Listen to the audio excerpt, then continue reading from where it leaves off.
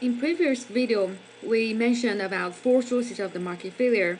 They are public goods, externalities, market power, and inequality.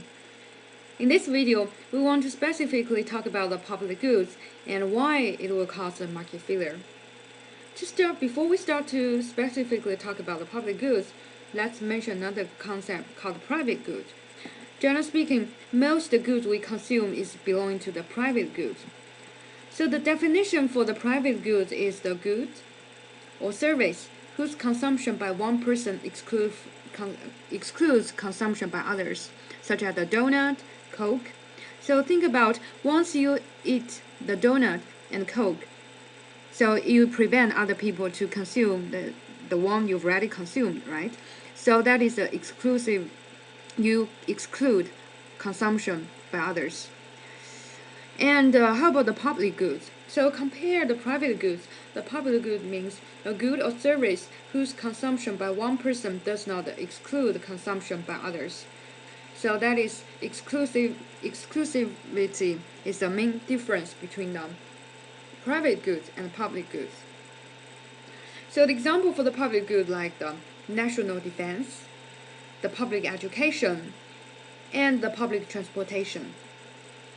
So what's the problem with for the public goods? So the problem is caused by the non-exclusivity.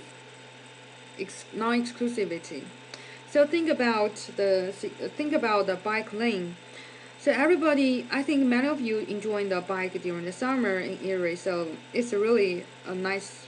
I love Erie because the summer here is so great. So for me, I used to have the bike. The brand is a Trek. And I can bike on any street if they have the bike lane.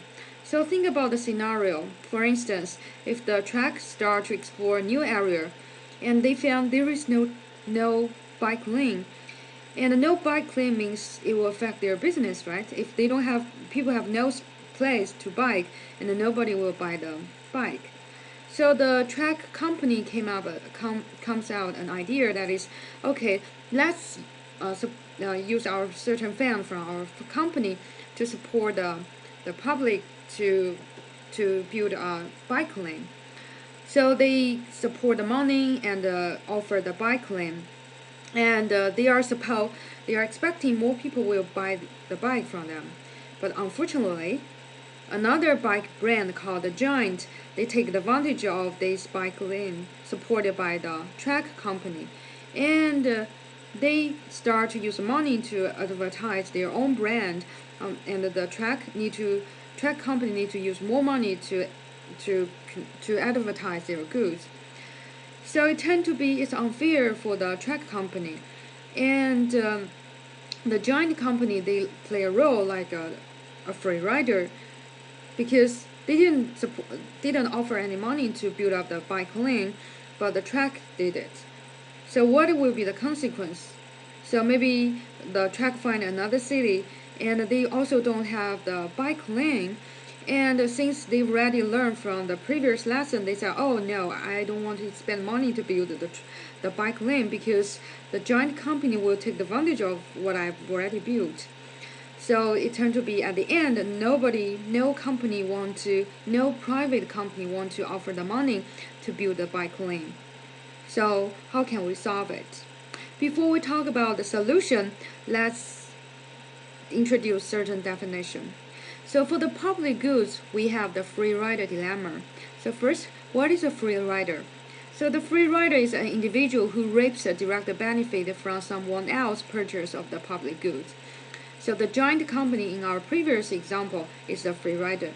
They didn't pay any money to build the bike lane, but they get the benefit from the bike lane built by the Trek company.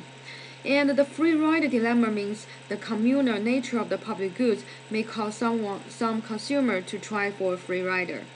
So if we have the free rider dilemma, what is the consequence?